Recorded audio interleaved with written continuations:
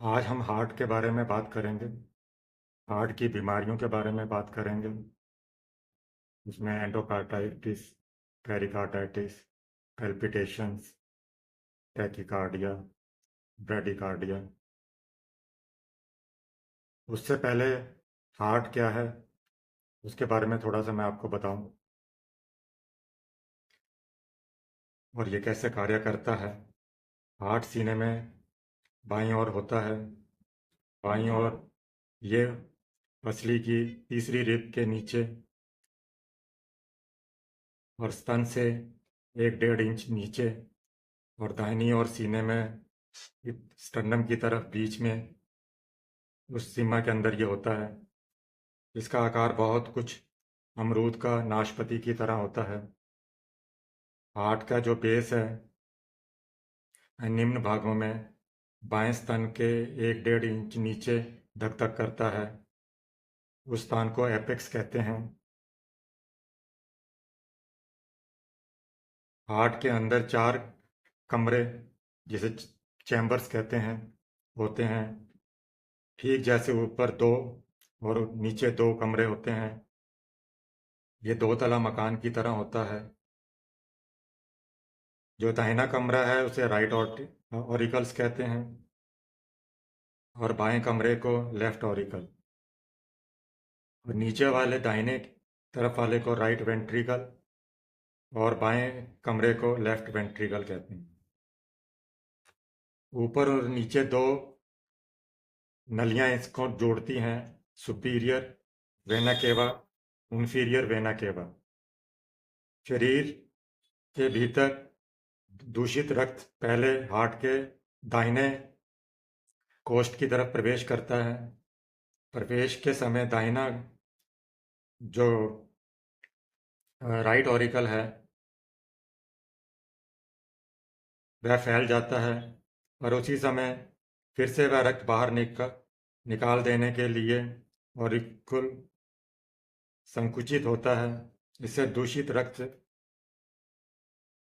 दाहिने कोष्ठ से निकलकर एक कपाट के भीतर से ट्राइकस्पिड वाल्व से निकलता है और नीचे वाले दाहिने कमरे जो राइट वेंट्रिकल है उसमें प्रवेश कर जाता है। वहाँ दाहिने कोष से एक नली निकलती है जिसे पल्मोनरी आर्टरी कहते हैं। ये वेंट्रिकल से में जब दबाव पड़ता है तो दूषित रक्त इस पल्मोनरी आर्टरी से लंग्स की तरफ चला जाता है, और ये लंग में प्रवेश करके फेफड़ों में दूषित रक्त जो जाता है वो जब सांस में ली गई ऑक्सीजन के साथ में मिलकर उसकी सहायता से साफ और शुद्ध हो जाता है।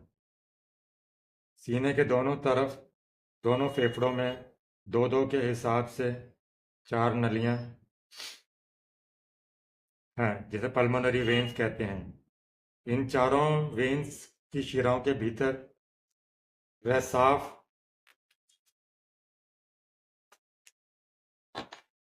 और विशुद्ध रक्त इस बार हार्ट के ऊपर वाले बाएं कोष अर्थात बाएं ऑरिकल के अंदर लौट आता है, परंतु पहले की तरह बायां ऑरिकल भी फिर से दबाव डालता है। इसलिए वहां से फिर ये दूसरे कपाट के अंदर माइट्रल वाल्व के थ्रू ये साफ खून नीचे वाले कमरे के अंदर चला जाता है जिसे लेफ्ट वेंट्रिकल कहते हैं। पर स्वभाव के नियमानुसार बायां कोष्ठ से एक ओर्टा नामक एक और मोटे तथा बड़े नल के भीतर से जो शाखा निकलती है हार्ट के अंदर से, वहाँ से ये जो साफ शुद्ध रक्त है वह शरीर के सभी स्थानों में परिचालित होता है। ये हार्ट का स्वाभाविक काम है। यहाँ ये बता देना भी आवश्यक है कि ऊपर के जो 2 नल सब हैं जो पल्मोनरी शिराएं हैं, वेसल्स हैं, वह मैंने आपको पहले भी बता दी हैं। उनमें हर एक के मुंह पर एक एक वॉल्व लगा होता है। इन कपाटों को सेमिल्यूनर वॉल्व कहते हैं। सभी कपाटों का यह नियम है ये रक्त भीतर प्रवेश करते समय इसका मुंह खुल जाता है और खून भीतर जाते ही तुरंत बंद हो जाता है। यदि हार्ट के कपाटों में किसी तरह का विकार हो जाए तो सब बीमारियां होती हैं, उनका ही विवरण पहले दिया जाएगा।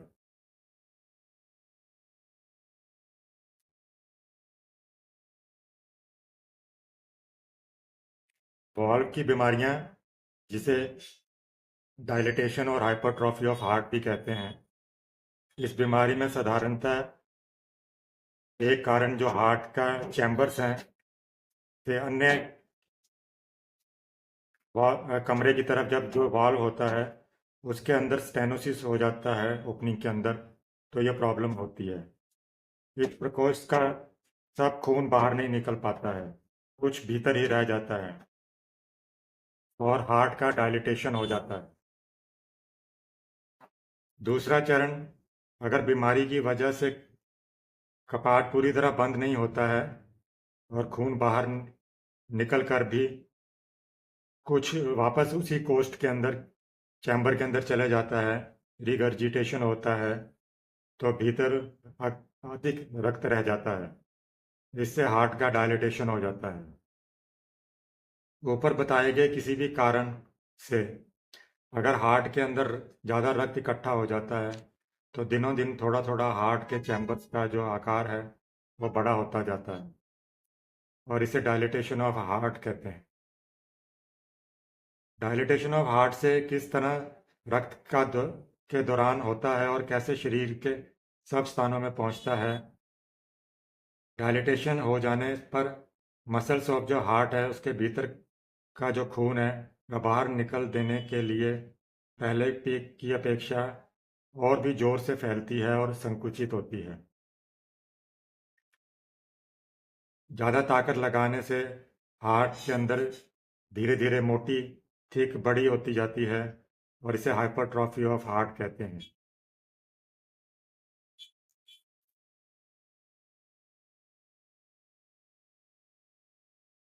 हाइपरट्रॉफी ऑफ हार्ट या जो जब वाल्व पतला पड़ जाता है और वो ढीला हो जाने के कारण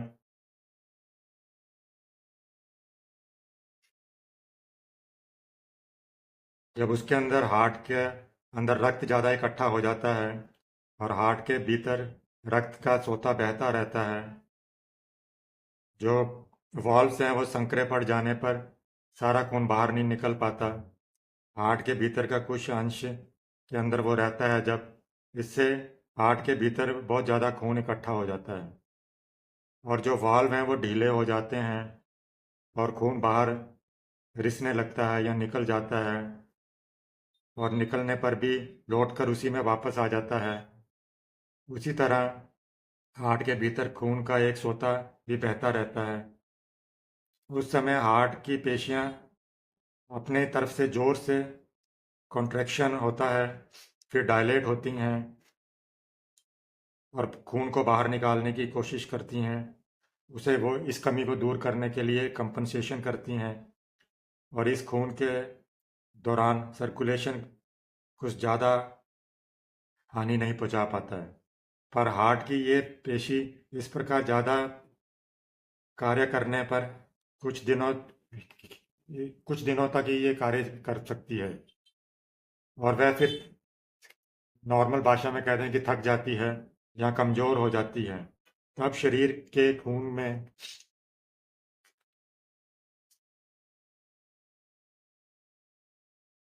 अब शरीर के खून के दौर के अंदर गड़बड़ी शुरू हो जाती है।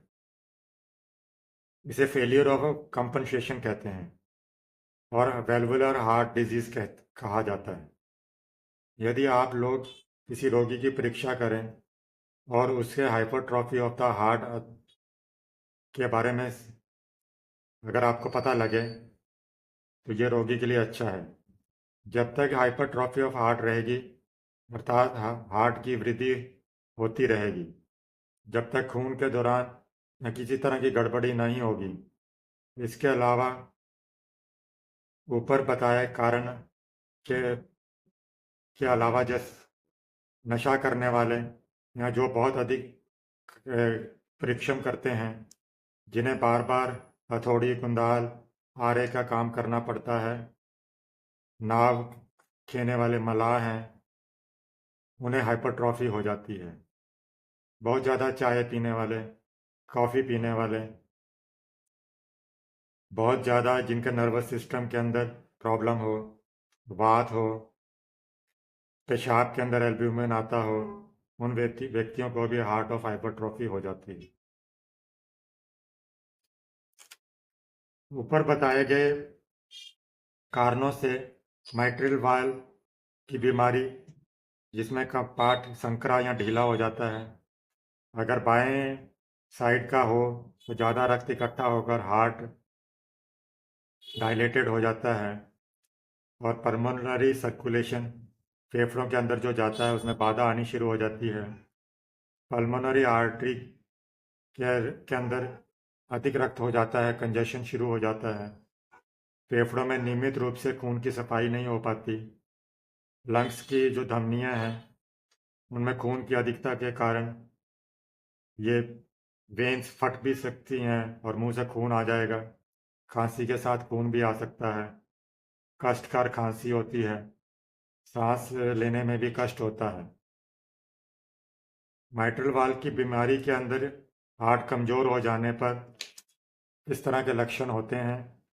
पेट में प्राय सभी यंत्रों में रक्त बहुत ज़्यादा होना शुरू हो जाता है, जिसका परिणाम ये होगा कि लीवर बड़ा हो जाएगा, आंतों में पित्त के आने जाने की जो राह होते है उसमें रक्त ज़्यादा भर जाता है, लीवर की धमनियों में दबाव पड़ता है, जॉन्डिस हो सकता है, आंतों में पित्त नियमित रूप से प्रवेश नहीं कर सकता और कब्ज की बीमारी हो जाती है। खून के दौरान की बाधा पड़ने से कई कैपिलरीज हैं वो फूल जाती हैं, पैरों में इन्फ्लेमेशन हो सकता है, समूची देह के अंदर फूल जाती है, लीवर पेट फूल सकता है, पेशाब परिणाम में कम होता है, पैल्पिटेशन होता है और इसमें बहुत जल्दी मृत्यु नहीं होती है। ट्राइकस्पिड वाल्व की बीमारी के अंदर भी हार्ट की पेशियां कमज़ोर हो जाती हैं, हाथ पैर की अंगुलियों के अंदर, होंठ और मुंह के में नीला हो जाता है, साइनोसिस हो जाता है, कैपिलरीज के अंदर खूब खून बढ़ जाता है, जॉन्डिस हो जाता है, एल्ब्यूमिन वाला पेशाब आता है, आंतों में सर्दी लग सकती है। एओर्टिक वाल्व के अंदर किस तरह के लक्षण होते हैं, इसमें बहुत हार्ट के अंदर बहुत तेज दर्द होता है, समूची बाह के अंदर और बाईं ओर वाली बाजू के अंदर अधिक होता है, कलेजा धड़कता है, रोगी परिश्रम एकदम नहीं कर सकता, सिर में उसको चक्कर आते हैं, बीमारी जितनी भी पुरानी होती जाती है सांस लेने में कष्ट और खांसी भी उतनी ही बढ़ती जाती है, रोगी सो नहीं सकता, इसलिए दमा के रोगी की तरह अकड़न लगाकर बैठा रहता है, पैर फूल जाते हैं, पैरालिसिस हो सकता है, एंजाइना पेक्टोरिस हो सकता है, हिमेचुरिया हो जाता है, पेशाब में रक्त निकलता है। इस बीमारी में रोगी बहुत जल्दी मर जाता है अगर इलाज के अंदर उसको फ़ायदा ना हो। ऊपर हाइपरट्रॉफी ऑफ द हार्ट के जो लक्षण बताए गए हैं उसके अंदर हार्ट की बीमारी के कारण जो उत्पन्न होते हैं, अब यदि हार्ट की बीमारी ना होकर दूसरे कारणों से हाइपरट्रॉफी हो और हाइपरट्रॉफी ऑफ द हार्ट या हार्ट डायलिटेशन हो तो उसमें जो साधारण लक्षण दिखाई देते हैं या हल्की हाइपरट्रॉफी हो तो इसे समझें। जो ज़्यादा नशा लेते हैं, बहुत ज़्यादा चाय लेते हैं, कॉफ़ी पीते हैं,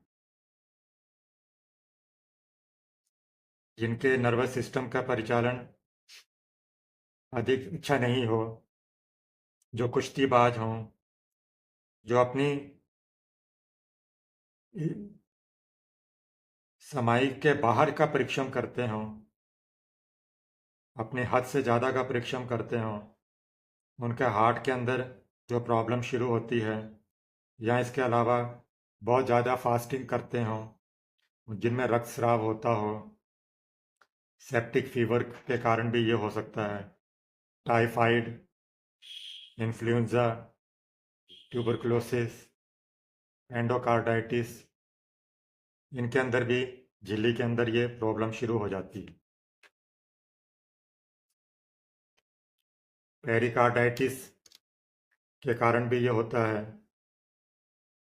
इसमें हार्ट कमज़ोर पड़ जाता है, हार्ट की ताकत घट जाती है, हार्ट की हाइपरट्रॉफी या डायलिटेशन हो जाता है। इस तरह की बीमारी को सिंपल अर्थात सरल हाइपरट्रॉफी या डायलिटेशन कहते हैं। ये वाल्व की बीमारी के कारण नहीं होता है।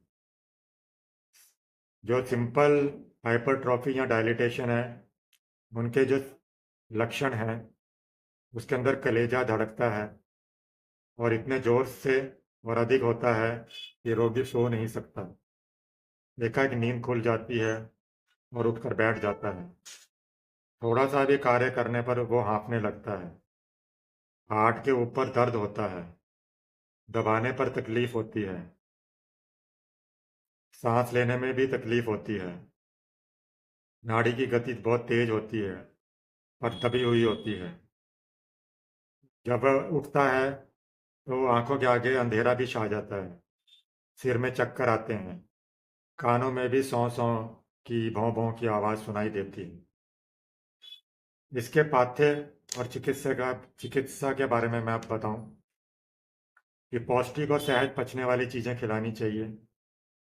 तंबाकू, गुर्दा, इस तरह की नशीली चीज़ों का व्यवहार मना है। जिन्हें हार्ट की कोई और बीमारी है, उन्हें ठंडे पानी से नहीं नहाना चाहिए। इस पर भी नज़र रखनी चाहिए कि उसे सर्दी ना लग जाए। हमेशा गर्म वस्त्र पहनने चाहिए और पोशाक ढीली होनी चाहिए। हार्ट की बीमारी के लिए ज़्यादा गर्मी और ज़्यादा सर्दी दोनों ही खराब हैं।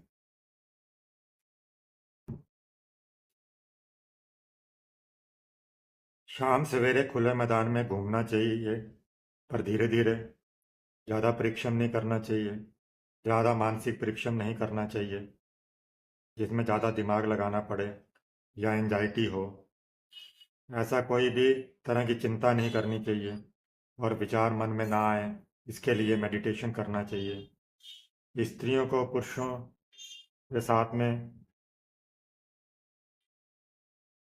सहवास और पुरुषों को स्त्रियों के साथ में सहवास, इसमें थोड़ा निषेध है क्योंकि उससे भी ज़्यादा हार्ट पर असर पड़ता है। मिट्रल वाल्व और एरोटिक वाल्व की बीमारी वालों के लिए ये विष की तरह कार्य करती है। एरोटिक वाल्व की बीमारी वालों को सोने से भी नहीं उठने देना चाहिए। पखाना, पेशाब, खाना पीना सब बेड पर ही कराना चाहिए। रोगी को कोठा साफ होने के लिए हमेशा ख्याल रखना चाहिए। उसका लेटरिन का, कॉन्स्टिपेशन का ध्यान रखना चाहिए। माइट्रल वाल्व की बीमारी के अंदर जो पल्मोनरी वेन है, जो फेफड़ों में खून जाता है, उसमें वो अधिक हो जाता है। उसकी वजह से मुंह में खून भी निकल सकता है।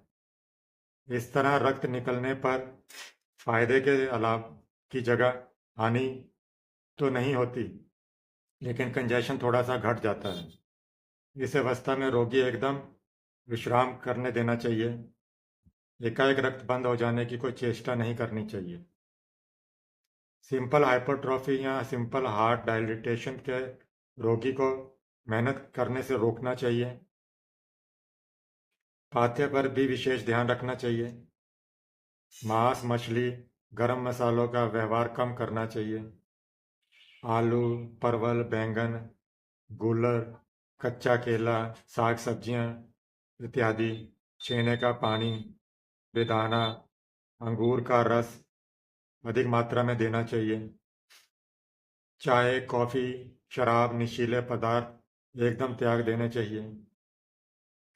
रात को ज़्यादा नहीं जागना चाहिए। समुद्र की हवा में भी ऐसे रोगों को खूब आराम मिल सकता है। हार्ट बहुत ज़्यादा डायलिटेश हो जाए, अगर बहुत ज़्यादा डायलिटेट हो तो प्रायः हार्ट फेल होने के लक्षण दिखाई देते हैं। इस समय दवाई खाने का कोई विशेष फायदा नहीं होता है। इस अवस्था में रोगी को केवल विश्राम कराएं, पुष्टिकारक भोजन दें, मुर्गी का अंडा दे सकते हैं, इसका पीला और सफ़ेद सभी अंश दे सकते हैं। चीनी दूध अच्छी तरह मिलाकर रोज एक बार दें तो यह सहज ही उसे पच जाएगा और उसे पुष्टिकारक भी होगा। हाइपरट्रॉफी की जो औषधियाँ हैं वह तब तक रोगी को कोई विशेष नुकसान नहीं होता तब तक देते रहें। हाइपरट्रॉफी के अंदर हम लोग amyl nitrite, amyl nitrite, digitalis, arnica, aurum met, bromium, cactus, iodine, कैल्मिया,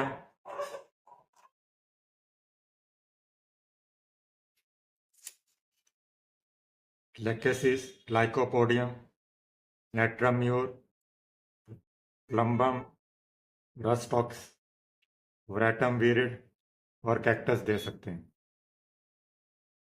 heart की जो बीमारियों के कारण अगर क्षति पूरी ना हो, अर्थात जब हम हार्ट में बहुत ज़्यादा परीक्षण कर कमज़ोर हो गया हो, in period of broken compensation,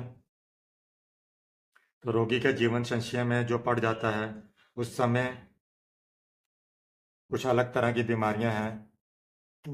बीमारियों के लिए दवाएं हैं, वो मैं अभी आपको बताता हूँ।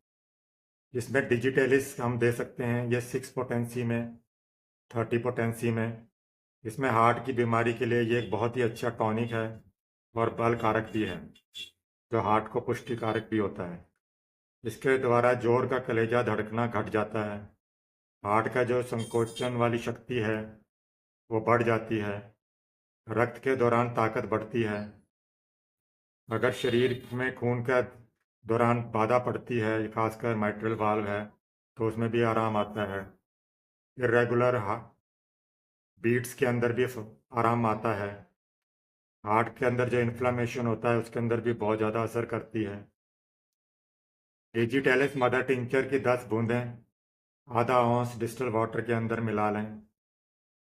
तो जब तक पेशाब सरल पूर्वक ना होने लगे, मतलब जब खुलकर पेशाब आना शुरू हो जाए, तब तक आप डिजिटेलिस देते रहें। कार्डियक ड्रॉपसी के अंदर भी यह बहुत अच्छा असर करती है।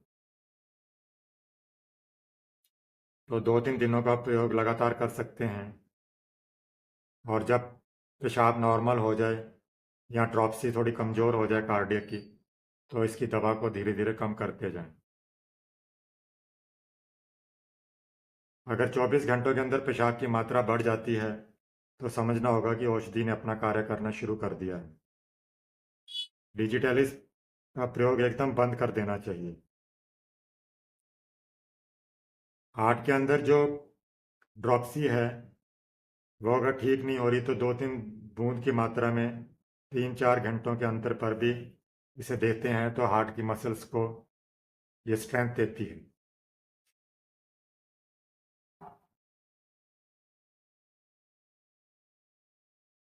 स्ट्रोफेंथस मेडिसिन है, ये भी डिजिटेलिस अगर ज़्यादा फायदा नहीं कर रही है तो इसे अवश्य ले सकते हैं। मदर टिंचर की 5 या 10 बूंदें की मात्रा 4 घंटे के अंतर पर दे सकते हैं। कॉन्वेलेरिया मदर टिंचर जब डायलिटेशन होता है या हाइपरट्रॉफी हो रही है, और इसके लिए भी डिजिटेलिस के समकक्ष ही दवा है। इसके अंदर लंग्स के अंदर जो वेन्स जा रही हैं उनमें भी अगर रक्त अधिक हो जाए, सांस लेने में दर्द, सोते समय अगर ऑर्थोपेनिया हो, मानसिक द्वेष आते हों, तो ये बहुत अच्छी मेडिसिन कार्य करती है। कार्डियक ड्रॉपसी के रोगी के लिए भी ये बहुत बढ़िया दवा है। इस बीमारी के साथ अगर एल्बुमिनेरिया पेशाब में निकल रहा है, एल्बुमिन निकल रहा है, तो भी ये बहुत अच्छा फायदा करती है। इस मूल अर्क का 10-15 बूंदें आरंभ में देते हैं। औषधि का परिणाम बढ़ाते हुए कष्ट की अधिकता के अनुसार 2 या 3 घंटे के हिसाब से इसे रिपीट कर सकते हैं। एक नेरियम ओडोरम है, NERIUM ODORUM, nerium odorum mother tincture. इसके द्वारा भी बार बार अगर सांस लेने में प्रॉब्लम हो रही है तो वो घट जाती है। नाड़ी की गति नियमित होती है। पेशाब का परिणाम में वृद्धि होती है। ड्रॉपसी के अंदर सांस लेने में तकलीफ जो है, कलेजा जो धड़कता है, वह तकलीफें घटनी शुरू हो जाती हैं। इससे आंतों की क्रिया बढ़कर ये आराम दिलाती है। इस मदर टिंचर की 5 से लेकर 15 बूंद के हिसाब से चीनी या शुगर ऑफ मिल्क के अंदर या रोटी के साथ मिलाकर भी दे सकते हैं। दवा सेवन के आधा घंटा पहले या बाद में कोई भी जलीय पदार्थ ना दें। इयोनाइमस एक मेडिसिन है जिसका स्पेलिंग है EUONYMUS, मदर टिंचर। इसके द्वारा भी हार्ट की ये ताकत देता है। हार्ट के जो संकोचन शक्ति है उसे भी ये बढ़ाता है। हार्ट की बीमारी के साथ लीवर के अंदर जब खून ज़्यादा इकट्ठा हो जाता है, लीवर कंजेशन के अंदर, जॉन्डिस के अंदर भी यह बहुत लाभदायक है। एडोनिस वर्ना ये डिजिटेलिस और स्ट्रेफोंथिस की तरह ही समकक्ष दवा है। इसमें आर्टियल टेंशन बढ़ जाता है। एडोनिस अधिक मात्रा में सेवन करने पर हार्ट को जो डायस्टोलिक जो है और कभी कभी जो अतिसार है या के वगैरह वॉमिटिंग की जो प्रॉब्लम है उसमें वृद्धि हो सकती है। धमनी के प्रसारण शक्ति बढ़ने के साथ साथ पेशाब का वेग भी बढ़ जाता है। एडोनिस का सेवन हार्ट के साथ सांस लेने में जो कष्ट होता है, कार्डियक ड्रॉपसी है, वो भी घटनी शुरू हो जाती है। इसे मदर टिंचर के अंदर 5 से 10 बूंद की मात्रा में 3-4 घंटे के अंतर पर सेवन कर सकते हैं। छाती में दर्द के साथ और कलेजा जब ज़्यादा धड़क रहा हो, पेल्पिटेशन हो, हार्ट की बीमारी एक भीषण कष्टदायक हो जाती है। उसके अंदर ठंडे पानी या बर्फ़ के पानी की मोटी पट्टी छाती पर रख सकते हैं, तो इससे कई बार पेल्पिटेशन घट भी सकती है। कलेजे की तकलीफ के लिए एमाइल नाइट्रिक इसकी 2 या 3 बूंदें रुमाल में डालकर इनहेल करने पर सूंघने को भी दिया जाए तो लाभ होता है। एक छोटा बेल्स्तर का हार्ट के ऊपर का प्रयोग करने पर भी ये लाभ देता है। पेट में जब वायु इकट्ठा हो जाए, इस तरह के खान पान को त्याग देना चाहिए। सांस लेने में जब तकलीफ हो, डिस्निया हो और हार्ट की बीमारी एक भयंकर उपसर्ग है उसका ये। यदि दवा के सेवन से लाभ ना हो तो नीचे लिखे उपाय भी कर सकते हैं। नीचे बताए गए उपाय भी कर सकते हैं।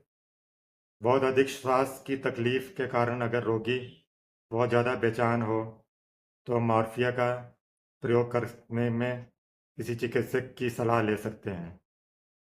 एमाइल नाइट्रेट का सेवन कर सकते हैं, उसे सूंघ सकते हैं। ठंडे पानी की मोटी पट्टी आइस बैग हार्ट के ऊपर रख सकते हैं। कार्डियक ड्रॉपसी के अंदर डिजिटेलिस हम लोग ले सकते हैं, इससे शोथ घटता है। एपोसाइनम कैनाबिस दे सकते हैं। लेटिरिस 2x के शक्ति के अंदर भी हर 2-3 घंटे के अंदर दे सकते हैं। अगर नौजिया वॉमिटिंग हो और इसकी तरह की गैस्ट्रिक प्रॉब्लम्स हो तो arsenic, ipecac, acid hydro creosote दे सकते हैं। रोगी को बर्फ का टुकड़ा चूसने के लिए दे सकते हैं। दूध देने की ज़रूरत हो तो थोड़ा गर्म करके थोड़ा दूध दे सकते हैं। वाल्व की बीमारी के लक्षण और उसके भेद में कारण अलग अलग दवाएं हैं।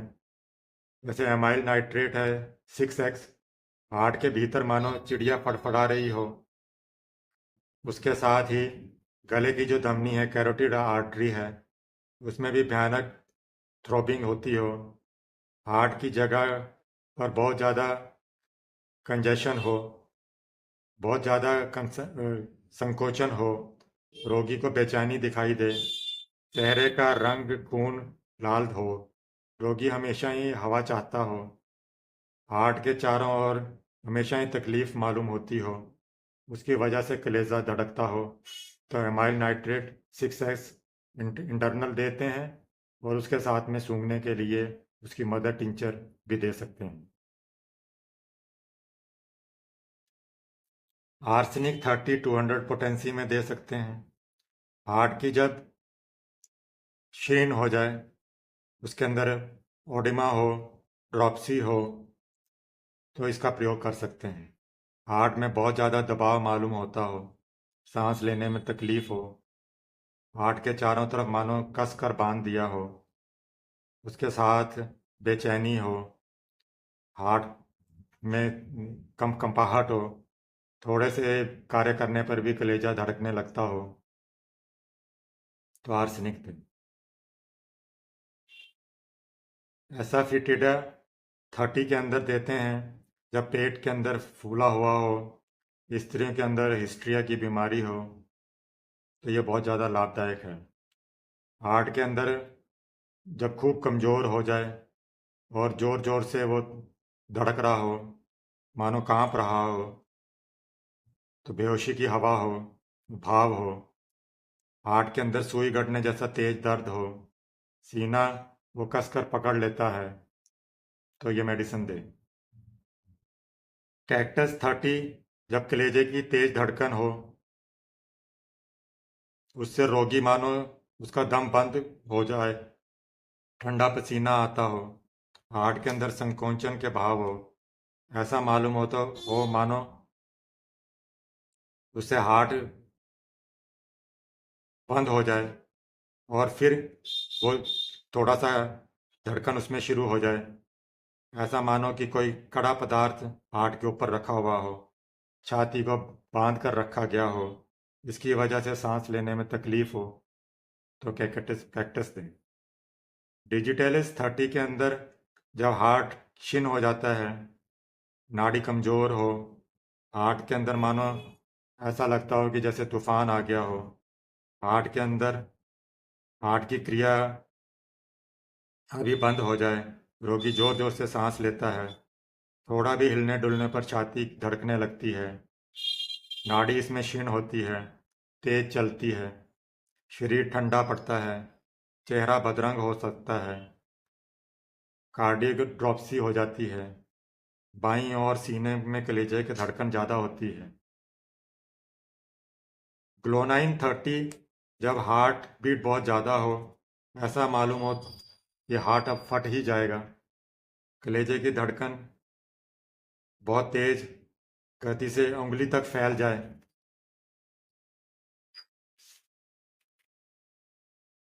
हार्ट में ऐसा दर्द मालूम हो कि पूरे शरीर में फैल गया हो, रोगी कांपता है और बेहोश सा भी हो जाता है।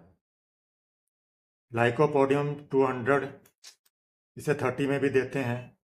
कलेजे की में जब धड़कन होती है या रात को बढ़ जाती है, ऐसा मालूम होता है मानो हार्ट घूम गया हो, बाईं करवट सो नहीं सकता हो, बाएं हाथ में दर्द हो, सुन्न हो जाने तक मालूम हो।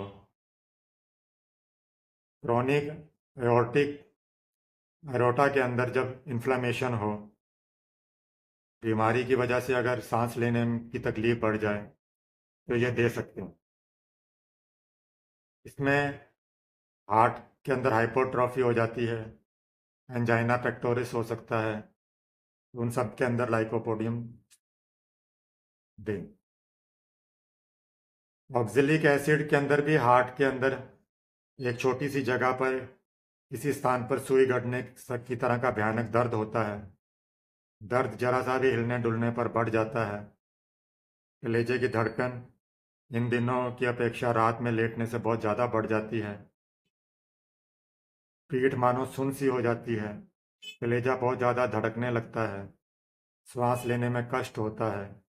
हार्ट की जगह ऐसे मालूम होती है मानो चिड़िया फड़फड़ा रही हो। तो ऑक्जेलिक एसिड के बारे में सोचें। स्पाइसिलिया 30, इसमें हार्ट की गति अनियमित होती है।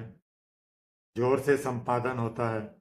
हार्ट के बीचों बीच जैसे खोंचा मारने की तरह का दर्द होता है। ये हाथ तक चला जाता है। बहुत कमजोरी रहती है। कलेजे की धड़कने पर वस्त्र के ऊपर तक दिखाई देता है।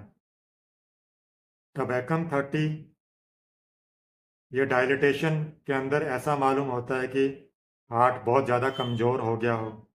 इसमें नाड़ी क्षीण हो जाती है और उसका जो पेल्पिटेशन है वो समान नहीं होती। रोगी बेहोशी की तरह या मुर्दों की तरह पड़ा रहता है। ठंडा पसीना निकलता है, जी मचलता है। पेट खाली मालूम होता है। चेहरा बदरंग हो जाता है। शरीर ठंडा रहता है, कोलैप्स हो जाता है। और हार्ट का दर्द फैल जाता है। रात में मानो दम अटकने लगता है। पेरिकार्डाइटिस क्या है? ये एक मेम्ब्रेन सैक है जो हार्ट को एनवेलप करती है। उसका एक आवरण की तरह होती है जिसे पेरिकार्डियम कहते हैं। The lining of the membrane of the heart है, उसे एंडोकार्डियम कहते हैं। जो भीतरी भाग होता है उसे एंडोकार्डियम, जो बाहरी भाग उसे पेरिकार्डियम। अगर किसी कारण से पेरिकार्डियम में इन्फ्लेमेशन हो जाए तो उसे पेरिकार्डाइटिस कहते हैं। पेरिकार्डाइटिस प्रायः अपने आप से तो नहीं होता है, कई दूसरी बीमारियों के कारण हो सकता है, जैसे गठियावात के कारण। एल्बुमिन जब पेशाब में निकलता है, एल्बुमिनेरिया होता है, बहुत ज़्यादा पेशाब आता है, तो उनके कारण भी कई बार ये पेरिकार्डाइटिस हो सकता है। बाईं तरफ की जब प्लूरोनिमोनिया होता है, उसके कारण प्रेगनेंसी के बाद में भी पेरिकार्डाइटिस हो सकता है। पेरिकार्डाइटिस जो कवरिंग ओवर द हार्ट है, उसके भीतर पानी, रक्त, रस, पीप वगैरह हो सकती है, इकट्ठा हो सकती है। जब रक्त या पानी या पीप इकट्ठा होता है तो पेरिकार्डाइटिस विद इफ्यूजन कहते हैं।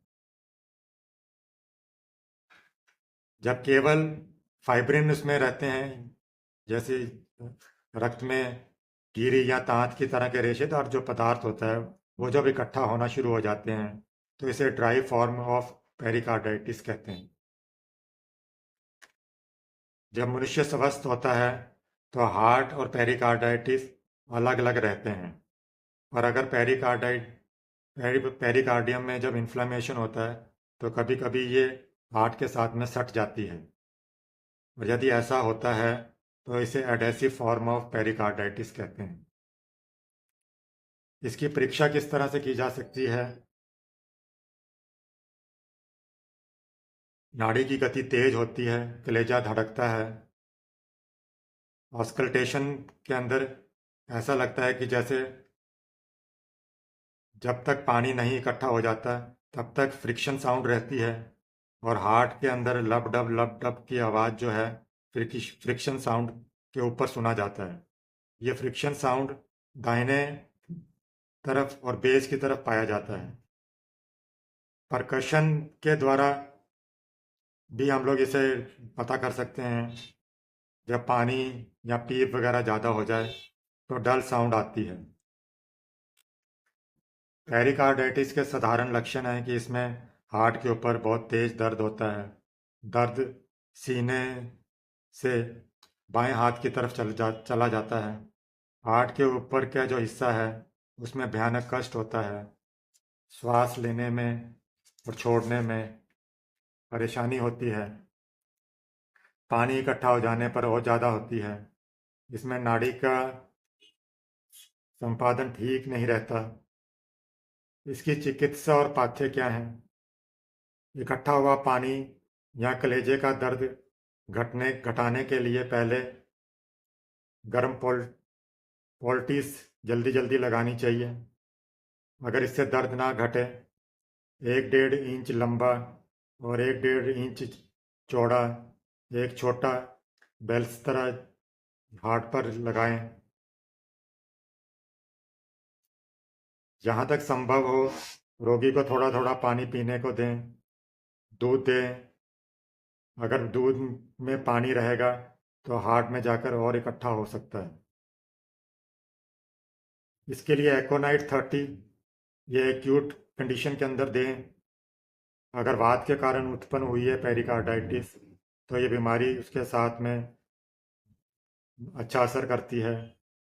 इसके अंदर बेचैनी रहने पर यह बहुत ज़्यादा फायदा करती है। बेलाडोना 30 एकोनाइट की तरह ही इन्फ्लेमेशन की फर्स्ट अवस्था एक्यूट के अंदर ज़्यादा फायदा करती है। वात रोग वाली जगह लाल होती है, दर्द रहता है। रक्त की अधिकता वाली अवस्था के अंदर, कंजेशन के अंदर इसका प्रयोग करना चाहिए। अगर बीमारी के साथ मस्तिष्क के अंदर भी गड़बड़ी हो जाए, वह ऊट पटांग बके, बेचैनी रहे, इसके बाद बेहोशी के भाव हों, चेहरा बदरंग हो जाए, तो बेलाडोना बहुत अच्छा कार्य करेगी। व्रेटम विरिड 30 के अंदर हार्ट के जब गहरा तूफान की तरह की क्रिया होती है, इससे रोगी को बहुत तकलीफ होती है। बलवान मनुष्य और रक्त की अधिकता वाले धातु वाले रोगियों पर यह दवा ज़्यादा असर करती है। व्रेटम विरिड अधिक मात्रा में और अधिक दिनों तक व्यवहार करना मना है। स्पाइजीलिया 30 200 के अंदर जब बहुत ज़्यादा तेज दर्द हो, हार्ट के ऊपर सुई गड़ने जैसा दर्द हो, हिलने डुलने से यह दर्द बढ़ जाता है, कलेजा बहुत ज़्यादा धड़कता है, सांस में तकलीफ होती है, चित सोने पर सांस में तकलीफ बढ़ जाती है, सूखी खांसी आती है। वात धातु और प्लूरेसी के रोगग्रस्त रोगियों में यह ज़्यादा फायदा करती है।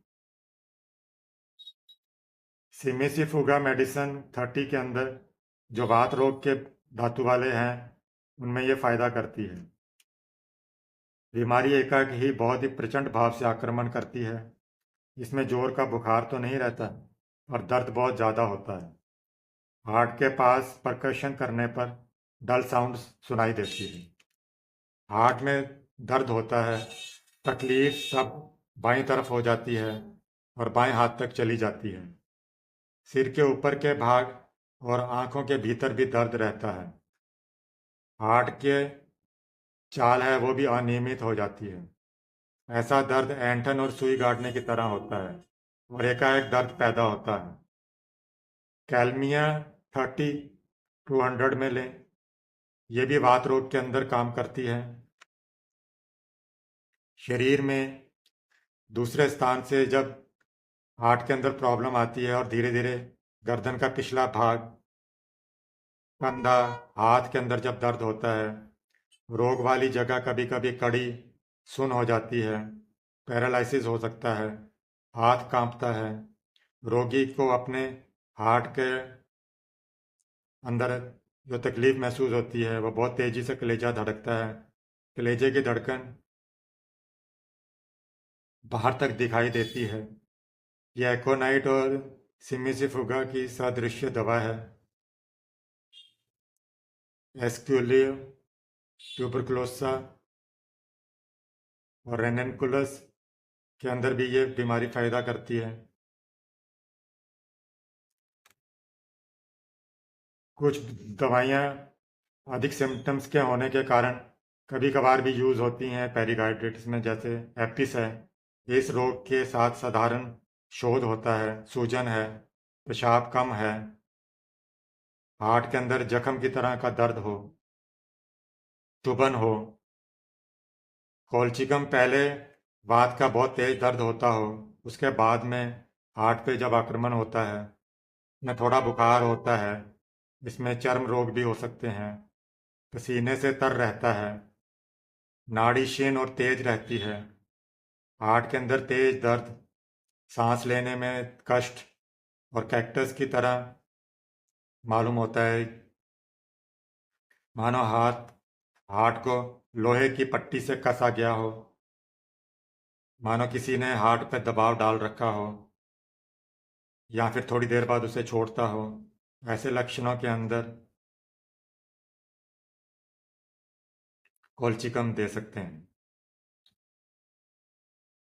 काली आयोड ये 5 से 10 ग्रेन के अंदर रोज 3-4 बार दे सकते हैं।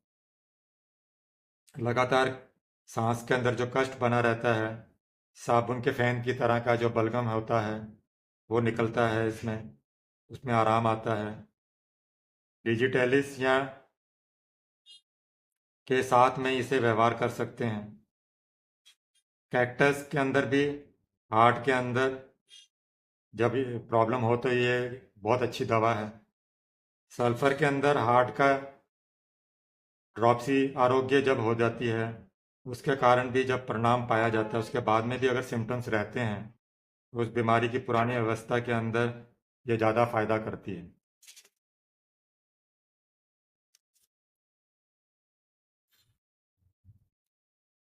पेरिकार्डाइटिस के बाद में अब एंडोकार्डाइटिस के बारे में विस्तार से बताने की कोशिश करता हूँ। ये लाइनिंग ऑफ द कैविटीज है, एंडोकार्डियम, और उसके बाहर जो एंडोकार्डाइटिस है उसके अंदर जब इन्फ्लामेशन शुरू हो जाए तो ये बीमारी अपने आप उत्पन्न नहीं होती है। वैसे तो अधिकांश स्थानों में ये वात का जब रोगी होता है तो उसके अंदर ये साइड के अंदर ये प्रॉब्लम भी हो सकती है।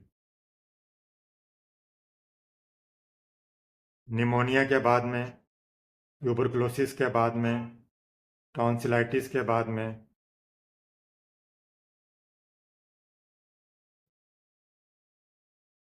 पॉलीयूरिया, बहुमूत्र के बाद में, कैंसर के बाद में, गठियावात, सुजाग, पेशाब के अंदर जब पीप आनी शुरू हो जाती है, पाइमिया जिसे कहते हैं, उसके बाद में ये उत्पन्न होती है।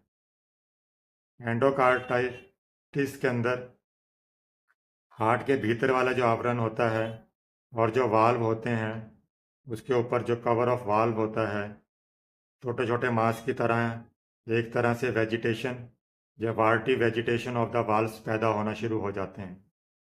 इन्हें एकमात्र देखा जाए तो ठीक फूल की गोभी की तरह मालूम होता है। Vegetation is a small area of granulation tissue capped with fibrin. कभी कभी ये सूख भी जाते हैं।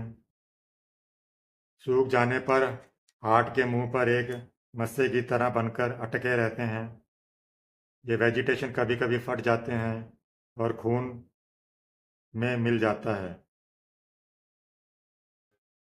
एक तरह के एंडोकार्डाइटिस और भी है जिसमें हार्ट की बीमारी होकर घाव या पीप हो जाता है, उसे हार्ट का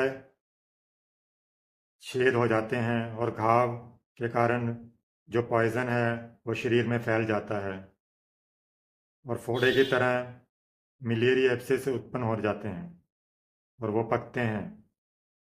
इस प्रकार की जो बीमारी है उसके अंदर एंडोकार्डियम की बीमारी होती है। वात प्रभृति वाले जो लोग हैं उनके अंदर ये उपसर्गों के अंदर ये गौण रूप से तो नहीं होती, पर यह एक बड़ी प्राणघातक बीमारी है।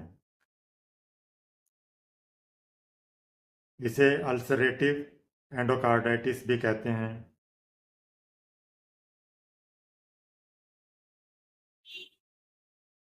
एंडोकार्डाइटिस का जो एक तरह से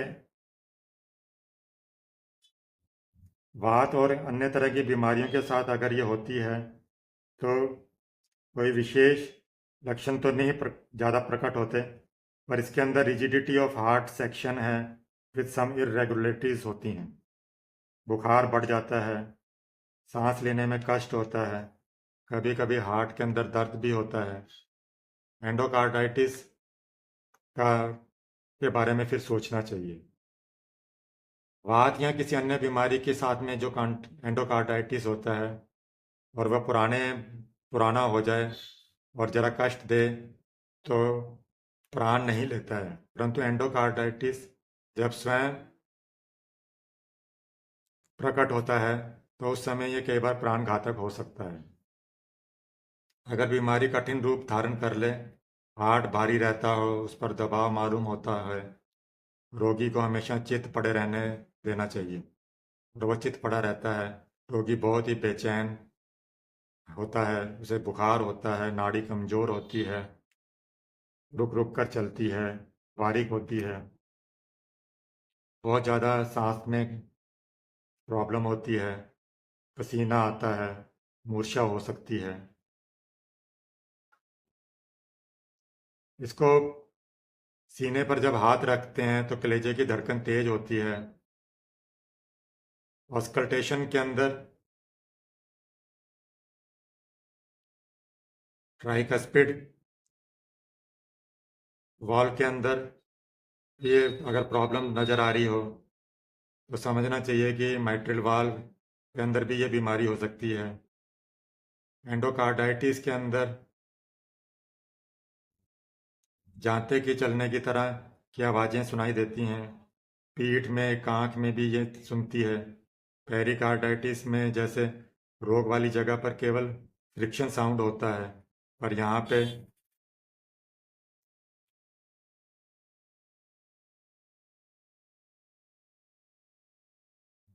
जांते की तरह चलने वाली आवाज़ सुनाई देती है। एंडोकार्डाइटिस के पाथ्य में रोगी को प्रबल अवस्था में केवल दूध देना चाहिए। मांस का शोरबा, जूस आदि एकदम मना है। गर्म पानी थोड़ा थोड़ा नींबू के रस के साथ में देते रहें। रोगी को 2 या 3 महीने तक बेड रेस्ट करने की सलाह है। इसके अंदर प्रमुख औषधियाँ हैं, जिसमें एकोनाइट, बेलाडोना, ब्राइनिया, कैक्टस, सिमिसिफुगा, स्पाइजीलिया, व्रेटम विरिड है। लक्षण के अनुसार पेरिकार्डाइटिस की दवाइयों का भी प्रयोग कर सकते हैं। होम्योपैथी में लक्षण मिलने पर ही दवा दी जाए तो बेहतर है। मैलिग्नेंट और अल्सरेटिव एंडोकार्डाइटिस के अंदर आर्सेनिक, लेकेसिस, फॉस्फोरस, क्रोटलस दे सकते हैं। हार्ट फेल होने पर डिजिटेलिस, क्रेटागस टॉनिक की तरह असर करती हैं।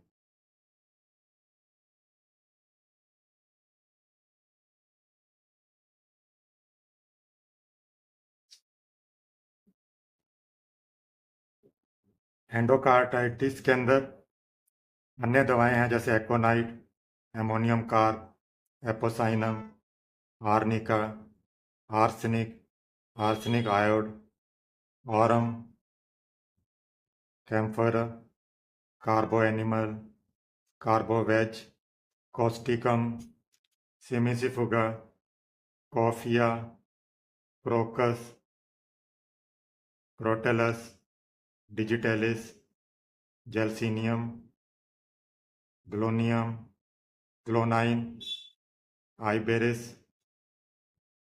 Ignatia, iodium, kali carb, kali iod, kali mur, kalmia, lachesis, lilium tig, lycopodium, lycopus, mercurius, naja, natrum mur, nux vomica, phosphorus, plumbum, puls, psorinum, rhus tox, spigelia, sulphur, tabacum, thyroidinum, veratrum alb, veratrum viride, दवाएं दे सकते हैं। अगर नए वात के कारण endocarditis हो रही है with effusion into the pericardium, तो इसमें एंडोकार्डाइटिस और पेरिकार्डाइटिस के लिए मर्क्यूरिस वाइवस, इसमें मिट्रल वाल्व की ये बीमारी में कितने ही रोगी ठीक हो जाते हैं। मिट्रल वाल्व के अंदर आर्सेनिक आयोड दे सकते हैं। वात और नाक के अंदर जो पॉलिप्स अगर हों उसके कारण भी अगर बीमारी होती हो तो आर्स आयोड। मिट्रल वाल्व की बीमारी के साथ में मूर्छा हो तो इग्निशिया। नर्वस सिस्टम या गॉइटर के साथ में अगर हार्ट की प्रॉब्लम हो, तेज गति से हार्ट धड़क रहा हो, हाइपरट्रॉफी हो, टैकीकार्डिया, एंजाइना पेक्टोरिस की बीमारी के अंदर कई तरह की बीमारियों में थायरोडीनियम दे सकते हैं। बहुत ज़्यादा तंबाकू खाने, शराब पीने के कारण सीने में दर्द हो, कलेजा धड़कता हो, स्पाइजीलिया। नई बीमारी के साथ कलेजे में धड़कन, बेलाडोना। स्त्रियों में के कलेजे में धड़कन तो ग्लोनाइन, इग्निशिया देने से आरोग्य हो सकता है। फैटी हार्ट के लिए आर्निका दे सकते हैं।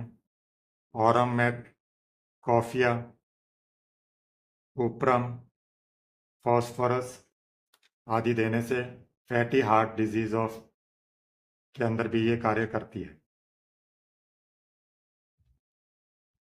अब मैं आपको हार्ट के लिए डिटेल में डाइट प्लान के बारे में बताऊंगा। स्वस्थ हृदय के लिए, आपके दिल की सेहत को बेहतर बनाने के लिए और हृदय रोगों के जोखिम को कम करने के लिए महत्वपूर्ण भूमिका निभाता है। डाइट इस तरह से लेनी चाहिए जो आप दैनिक जीवन में शामिल कर सकें। सुबह जब ब्रेकफास्ट करते हैं तो आप ओट मील का, दलिए का ब्रेकफास्ट कर सकते हैं। 1 कप दलिया, 1 कप दूध और उसके ऊपर थोड़े से ताज़े फल जैसे सेब, केला, बेरीज वगैरह डाल सकते हैं। 1 चम्मच चिया सीड या अलसी के बीज भी ले सकते हैं। एग का वाइट हिस्सा आप लें। जो येलो हिस्सा है उसमें कोलेस्ट्रॉल ज़्यादा होता है। अंडे का सफ़ेद हिस्सा, 2 या 3 अंडों का सफ़ेद हिस्से का ऑमलेट ले सकते हैं, उबाल कर ले सकते हैं। 1-2 स्लाइस ब्राउन ब्रेड ले सकते हैं। ग्रीन स्मूथीज के अंदर 1 कप पालक, 1 केला, 1 सेब, 1 कप नारियल का पानी लें। इन्हें मिक्स कर सकते हैं, इन्हें अलग अलग भी ले सकते हैं। मिड मॉर्निंग स्नैक्स के अंदर फ्रूट जूस ले सकते हैं। 1 गिलास ताज़े फलों का जूस बिना चीनी का लें और जहाँ तक हो सके तो फ्रूट्स को वैसे ही खाएं, क्योंकि अगर जूस लेते हैं तो फाइबर्स निकल जाते हैं। मखाने जो आते हैं जिन्हें फोक्स नट भी कहते हैं, 1 मुट्ठी भुने हुए मखाने खा सकते हैं। प्लेन योगर्ट्स लें। 1 कप सादा दही, उसमें ताज़े फल मिला सकते हैं। दोपहर का भोजन, लंच के लिए साबुत अनाज लें, उसकी रोटी लें। 2 या 3 रोटी मल्टीग्रेन की भी ले सकते हैं। कभी होल ग्रेन की ले लें, कभी मल्टीग्रेन की ले लें। या ब्राउन राइस ले सकते हैं। 1 कप ब्राउन राइस बहुत है। ग्रीन वेजिटेबल्स लें, इसके अंदर पालक, ब्रोकली, गाजर की सब्जी आदि ले सकते हैं। चना दाल ले सकते हैं, 1 कटोरी दाल ले लें। सलाद को ज़्यादा मात्रा में लें, खीरा, गाजर, टमाटर, प्याज, इन्हें मिश्रित भी कर सकते हैं, अलग अलग भी ले सकते हैं। दही ले सकते हैं 1 कप। इवनिंग स्नैक्स के अंदर ग्रीन टी लें, 1 कप ग्रीन टी ले लें या हर्बल टी ले सकते हैं। फ्रूट सलाद के अंदर पपीता ले सकते हैं, संतरा, अनार का सलाद ले सकते हैं। नट्स ले सकते हैं जिसमें बादाम है, अखरोट है, काजू हैं। रात का भोजन डिनर के अंदर 1 या 2 मल्टीग्रेन रोटी ले सकते हैं। 1 कप किनोवा ले सकते हैं। हल्की सब्जियां लें, जैसे लौकी है, तोरई, भिंडी की सब्जी कभी कभार लें। पनीर ले सकते हैं, टोफू ले सकते हैं। सलाद के अंदर खीरा, टमाटर, गाजर का सलाद लें। लेट नाइट स्नैक्स के अंदर जब सोने के टाइम गर्म दूध का 1 गिलास ले सकते हैं। कुछ महत्वपूर्ण बिंदु हैं आहार के बारे में कि हमें फाइबर इंटेक को इंक्रीज करना चाहिए। फलों, सब्जियों, साबुत अनाज में उच्च फाइबर होता है। ये हार्ट के लिए बहुत अच्छा होता है। ये कॉन्स्टिपेशन के लिए भी बहुत अच्छा है। यूज़ हेल्दी फैट्स, स्वस्थ वसा के लिए जैतून का तेल ले सकते हैं। सरसों का तेल, मछली का तेल का सेवन करें। ये फैट्स हृदय के लिए अच्छे होते हैं। नमक का कम सेवन करें, चीनी का भी सेवन कम करें। अत्यधिक नमक या अधिक चीनी हृदय के लिए हानिकारक है, तो इनका सेवन कम ही करें। पानी ज़्यादा पिएं, दिन भर के अंदर पर्याप्त पानी पीना चाहिए। सर्दियों के लिए अंदर 2 या 3 लीटर और गर्मियों के अंदर 3 से 4 लीटर पानी जरूर पीना चाहिए।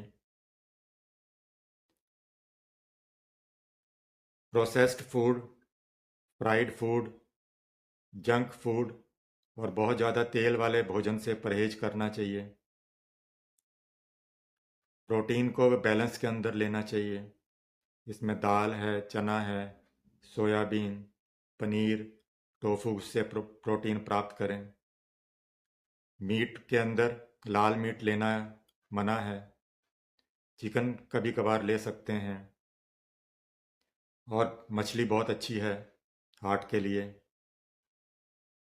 रेगुलर एक्सरसाइज करें, नियमित व्यायाम करें, पैदल चलें, योगा करें, साइकिलिंग करें।